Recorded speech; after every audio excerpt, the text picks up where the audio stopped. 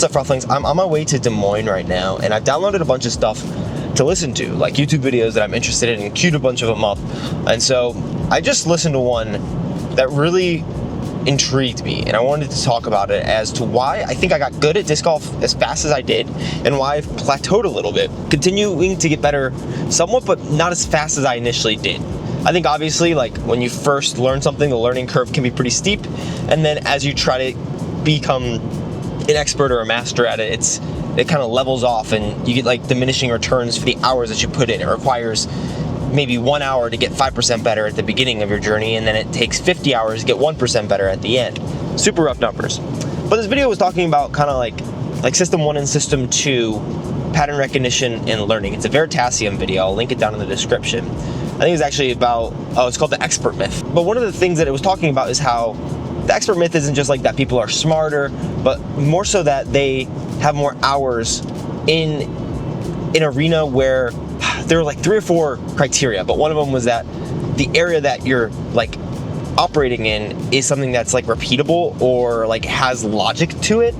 So like a roulette table, you can't become an expert in roulette because it's random outcomes. You can become an expert in throwing a disc because the outcome isn't random. There are variables that are controlled and that change and that you can kind of account for. And then you have to have a lot of time in it, but you also need what's called directed learning or dedicated, some sort of learning process where it's not just like going and doing the thing. And he used the example Veritasium in the video, which actually relates to me, of like, he's played the guitar for 20 years. I've played the guitar for, probably 15 years at this point. Wow, I'm an old man at this point, 27 years old. I started playing when I was in middle school. So yeah, 15 years I've been playing the guitar, but I'm not an expert at it because I play a lot of the same stuff. So and what he said after that is that when you're learning or you're getting better at something, it requires kind of operating at the edge of your limits, at the edge of your comfort. And so if you're not pushing that and you're just staying where you are comfortable, you're kind of in System 1, which is like kind of rote to routine. You can just do it, you don't have to worry about it. System 2 is where you're like learning and you're adding skills and you're becoming that expert. So one of the examples was like in chess, you can play a lot of games, but that's not the indicator of whether you're going to be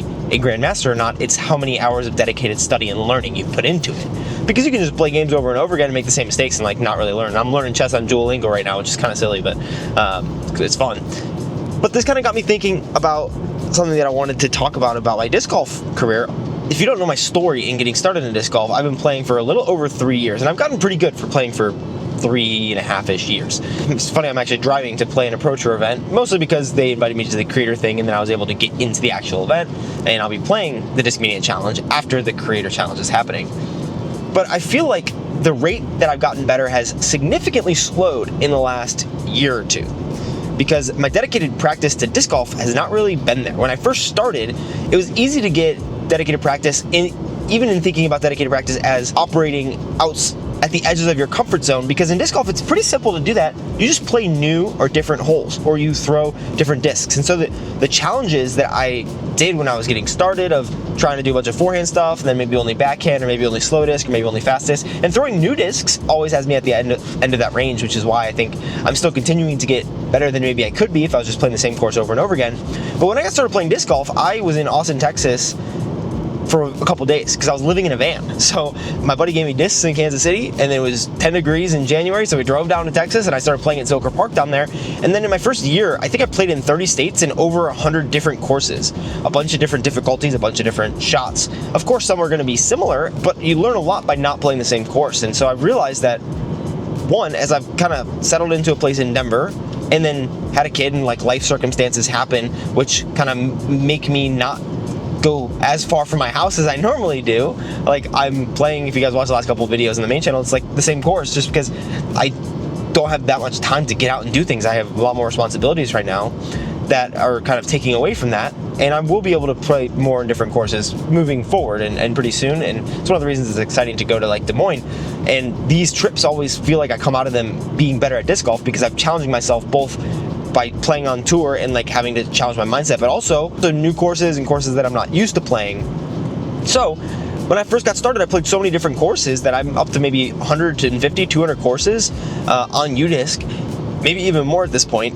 And each of those new ones is like a new thing. And then I've also realized that this video that is probably going up yesterday on the main channel, the Fission Trail, I really liked that video because I was messing around with my forehand a lot with a flippy disc into some weird winds. And I feel like now I'm better at throwing forehand than I was yesterday because I put a little quote-unquote dedicated practice into it by just forcing myself to be playing disc golf at the edge of my comfort zone. Because if you guys watch that video, I wasn't super confident in it starting out the video, and then at the end I was just kind of ripping these sweet little forehands that I didn't even think I could do beforehand.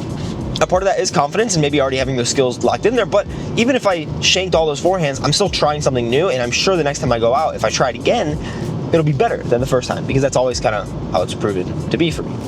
So I realized multiple things. One, traveling around not as much and not playing as many new courses, and also being at the edge of that early kind of beginner gains learning curve means that I'm not really getting as good at disc golf as fast as I was before, but I'm also not getting as good at disc golf as fast as I could be because, one, I'm not playing all those different courses, and there are enough courses around the Denver area that I could do that, but I'm also not challenging myself.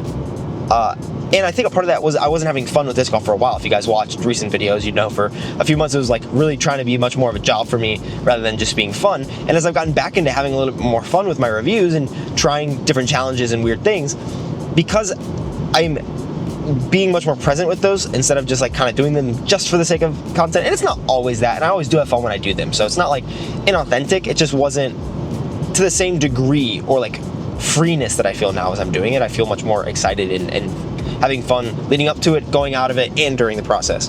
But messing around with trying fancy shots and doing weird challenges is going to make me get better at disc golf again faster, even if it's just in my touch. And I've realized because of listening to this, like, I have not tried to work on my distance, because I have decent distance. I throw just under 500 feet pretty comfortably, over 450 really comfortably, and I've thrown over 500.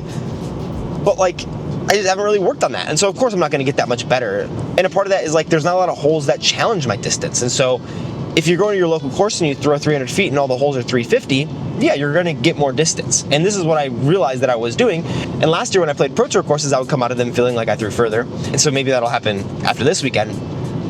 But you're challenging yourself. You're at the edge of your range. You're trying to rip it to that 350-foot hole. And so eventually, maybe you'll be able to figure it out.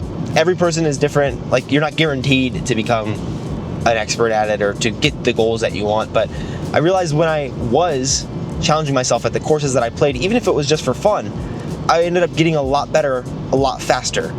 And maybe that's something that, like, if you are always playing the same courses, or you're going out with your buddies and you guys always choose the same course, maybe try a different challenge, whether it's just, hey, I'm going to try to do forehand only today. Or a silly challenge I did with Eagle, but it forced me to get a lot better at putting, was you can't putt from inside the circle. Circle's OB. So if you're parked, you're safe. If you're inside the circle, you have to take it back to circle 2 and putt from there. That was a brutal challenge. But these challenges will make you better at disc golf.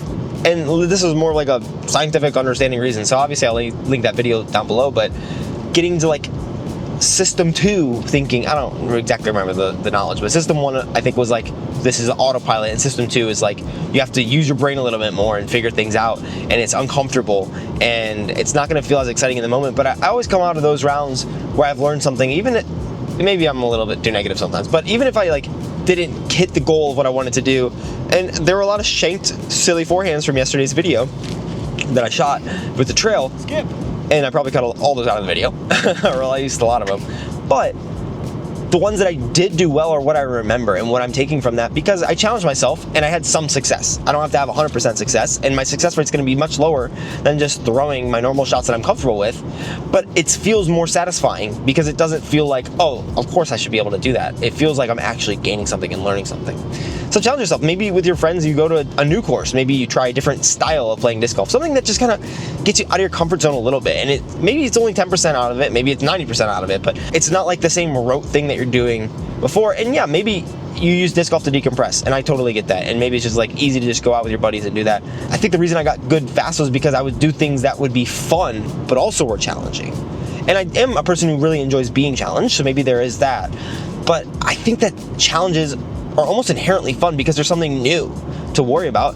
And you also don't have to have the pressure of being good. If you're always going out and you're getting frustrated because you should shoot 4 down or you should shoot 2 over, and you go out and you shoot 2 strokes worse than that, but it's like your autopilot round, you're probably gonna feel worse than if you go out with this random challenge and you shoot 15 over par and you're like, what the heck was that? But I learned a lot, or I tried something new, and you have that one shot that sticks in your brain because you're like, I never thought I could do that with the forehand with this disc, or I never thought that I could throw a tomahawk, and you throw one good one, and that's all it takes. And I think those are the things that got us initially hooked on disc golf, and I think those will be the things that help us continue to stay hooked on disc golf, but also getting better at disc golf. It's kind of a win-win.